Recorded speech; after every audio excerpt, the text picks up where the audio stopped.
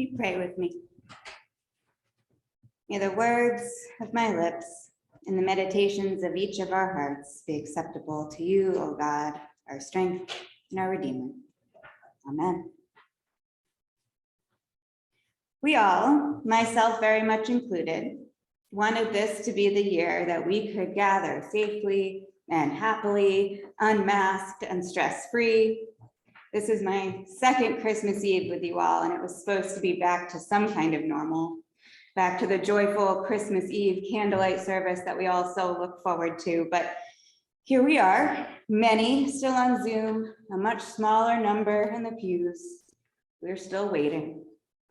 In these moments, I can't help but go back to that quote from the theologian and martyr Dietrich Bonhoeffer. Advent is a time of waiting. Our whole life, however, is Advent. That is a time of waiting for the ultimate, for the time when there will be a new heaven and a new earth, when all people are brothers and sisters and one rejoices in the words of the angels. On earth, peace to those on whom God's favor rests. Learn to wait because he has promised to come. Now we can still look forward to Christmas morning tomorrow. We can still be with our families and open presents and celebrate the birth of Jesus, but we're still waiting, aren't we? We're still stuck in what seems like this never-ending cycle of variants and mutations, politicizing basic things like keeping each other safe and healthy. Our waiting for Christmas 2021 will be over tomorrow, but our waiting for peace on earth and for a new heaven and a new earth, that continues because our whole life is an Advent. My favorite book this year, which is now probably one of my favorite books of all time, is a book by the author Benjamin Labatut called When We Cease to Understand the World. It's a strange little book. It's partly fiction, partly nonfiction, and it's about science and physics and the cosmos and the agony and sometimes the madness that comes from making groundbreaking but frightening scientific discoveries. There's one section of the book about the German physicist Karl Schwarzschild, the man who in the early 1900s discovered the equation that showed the existence of black holes. Before this universe-changing discovery, though, before his traumatic experience fighting in the trenches of World War I, he was simply a boy who was obsessed with the sky. Labatut writes, Schwarzschild had grown up obsessed by light. At 7, he took apart his father's glasses and placed the lenses inside a rolled up newspaper to show his brother the rings of Saturn.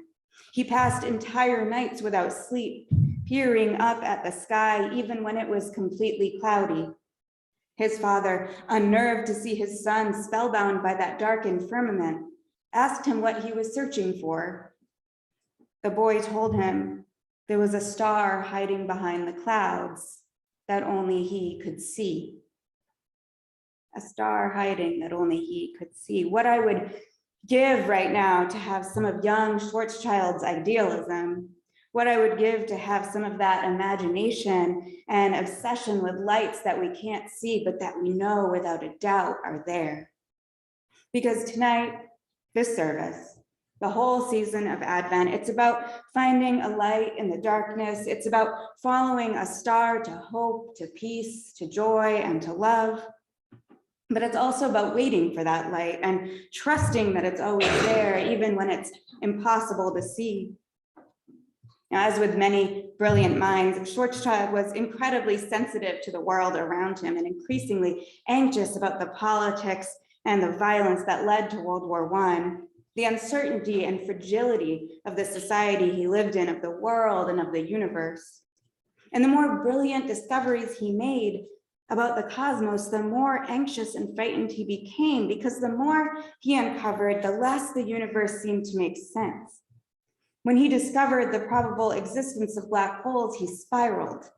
Labatut imagines Schwarzschild desperately wondering, just imagine how far we have fallen into uncertainty if the human imagination cannot find a single place to lay its anchor, if not a single stone in the world has the right to be considered immobile.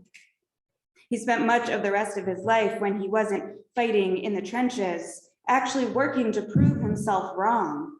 He was obsessed with finding order in the world. He was obsessed with finding this anchor, something to ground him, some discovery, some equation that would make perfect sense of the universe. After all, isn't that what scientists, artists, clergy, isn't that what we all want to do? We want to stop living in fear and uncertainty. The thing that really sent Schwarzschild into despair when it came to black holes, Labatut writes, was that light could never escape from it, so our eyes are incapable of seeing it. But I'm thinking of Schwarzschild as a little boy. I'm thinking of him looking up at that star hidden behind the clouds that only he could see. I'm thinking about how this invisible star, this imagined star, it didn't frighten him, it excited him, and it made him passionately curious. It was before the Germany he lived in crumbled, before the violence and uncertainty of the world he lived in filled him with dread. It was when he could still see those stars obscured by dark, foreboding clouds. Because in the stories and passages we'll hear tonight, there will be a light in the darkness. The shepherds and the magi will follow a bright star to humankind's own light in the form of a baby in a humble manger. But a light in the darkness is easy to see. A bright star on a clear night is a natural compass to bring us exactly where we need to go. But these days, the skies don't seem so clear. These days, that light is harder to see. Just when we thought the clouds were parting, the sky became overcast again, obscuring the path we're supposed to take. So tonight we can find some hope in these stories of dark, clear nights that led royalty and humble shepherds alike to the baby Jesus. But under our masks, under this cloud of COVID and partisanship and violence that has enveloped our country, it's hard to imagine a star could ever be so clear right now. And so after tonight, we will continue to wait for that star, that light, to break free from its prison of clouds. And as we wait, in the meantime, let's remember a young Karl Schwarzschild before the horrors of war and an uncertain world brought despair upon him. Let's remember that brilliant, imaginative, and hopeful boy looking up at the cloudy sky, absolutely knowing that that guiding star was there. Let's remember Schwarzschild's star. And let's know that even in these dark and clouded times, that hope is still there, that light is ever present, even when we cannot see it. Amen.